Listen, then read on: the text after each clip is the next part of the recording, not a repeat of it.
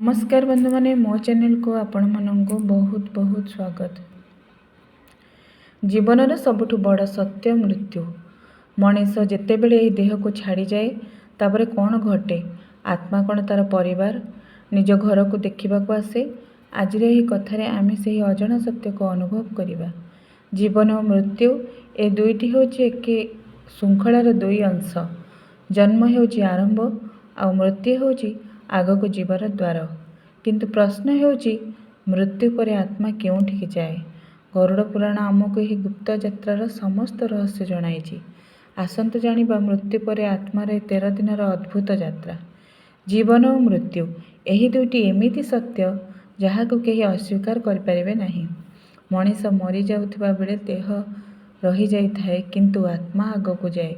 गरुड़ पुराण रे एही आत्मार 13 दिनर यात्रा अत्यंत विस्तार रे वर्णित होइछि। आज आम देखिबा मृत्यु पर से 13 दिनर आत्मा कौन अनुभव करे, केउ पथरे जाए और तार शेष गंतव्य कौन।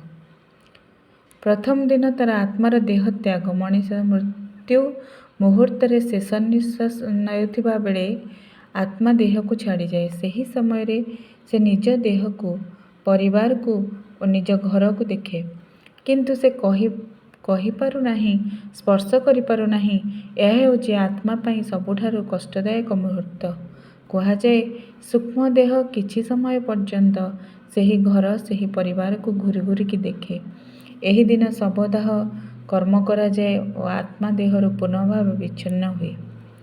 द्वितीय दिन शोक अविश्वास। द्वितीय दिन से निज परिवार को देखे, से माने कांदुछंती, शोक पालन करुछंती। आत्मा भावे मु एठारे अछि किंतु केही मते देखि पारु नाहंती। एहा तापे अविश्वासर दिन हो जाए। आत्मा निज देह दाह हेउथिबा स्थान को जाई देखिथाए, देखे किपरि ताहार शरीर भस्म हेउछि और लोक माने शोक करुछंती। एही दिन घरे पिंड जलदान करा जाए, जहा आत्मा को शांति और शक्ति दिए। तृतीय रु पंचम दिन माया और विच्छेद्य। तृतीय दिन आत्मा धीरे धीरे निज देह घर सह जोग हराई आरंभ करे। से मायार दूर होगाकू चेष्टा करे। गरुड़ पुराण कहे जे तृतीय दिने शरीर संपर्क संपूर्ण भावे समाप्त हुए। एही दिन पिंडदान विशेष महत्व रखे। पंचम दिन से बुझीपारे तार जीवन शेष हो गला, एबे यात्रा आरंभ। सही कारण से दिन गुड़िक परिवार पिंडदान और पाठपढ़ा मंत्र पूजा करा जाए। षष्ठ रु दशम दिन यमर पथ आरंभ। एही समय यमदूत आसंती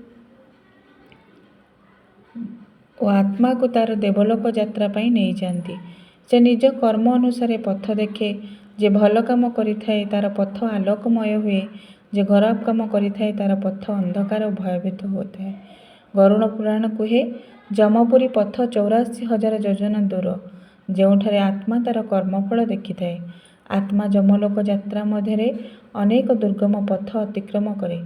एहाकू पितृलोक यात्रा कहा जाए। परिवार पक्षर पिंड और जलदान यही समय अति आवश्यक हुए। एकादश रु त्रयोदश दिन शेष निष्पत्ति और विदाय। एही दिन गुड़िक आत्मा निज जीवनर सबु स्मृति देखे। से काहाको केमिति व्यवहार कला, कौन भल कला और कौन खराब करथिला। त्रयोदश दिन तार शेष निष्पत्ति हुए, से स्वर्ग को जीव कि नर्क को। सही कारण एही दिन हेउछि तार 13 दिनर श्राद्ध, जोठारे परिवार तार शांति पाई पिंड पाठ करिथांती, दान करथांती। मृत्यु पर आत्मा आमको देखे किंतु आमे ताकू देखि पारु न थाउ। सही कारण आजिकाली जीवंत समय रे परिवार को स्नेह प्रेम सम्मान देवाटा सबुठार आवश्यक। कारण परे केवल अनुताप छाड़ी किछि रही न थाए। जीवन अस्थायी किंतु आत्मा अमर। मृत्यु पर से निज प्रियजन को शेष थर पाई देखा आसे। तेणु जेते दिन आमे अछु सेते दिन प्रेम करिबा, मूल्यबोध को बंचाइबा, कारण सेहिठार बड़ धर्म आउ किछि नुहे। गरुड़ पुराण आमको शिखाए मृत्यु शेष नुहे, यह एक यात्रार आरंभ। आमे जेपरि जीवन कटाउछु सेही भली आमर परलोक निर्णय हुए। तेणु भल काम कर, अन्यर सेवा कर और भगवान का नाम स्मरण कर, कारण यही कर्म ही तुम सह जीव, देह नुहे। ମୋ ଭିଡ଼ିଓଟି ଆପଣମାନଙ୍କୁ ଭଲ ଲାଗୁଥିଲେ please like share and subscribe କରିଦିଅନ୍ତୁ। ଜୟ ଜଗନ୍ନାଥ।